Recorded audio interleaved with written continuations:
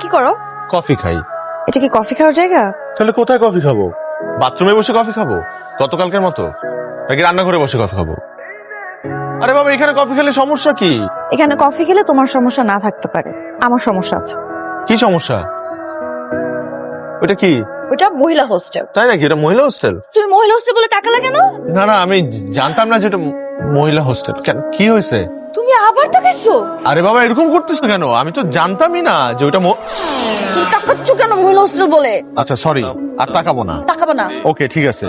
শোনো, তুমি যতটা সাধু সাজার চেষ্টা করছো, তুমি কিন্তু ততটা সাধু না। আরে আমি অসাধু কি করলাম? আমি সত্যি জানতাম না এটা মহিলা হোস্টেল। তুমি আবার তাকাইছো ওই দিকে। তুমি তাকাবা না। ওকে, সামনের দিকে তাকাও। সামনের দিকে। আমাকে বলে তো আমি কিভাবে কফি খাবো? কিভাবে কফি খাবা? হ্যাঁ, তোমার কফি এখানে খেতেই হবে।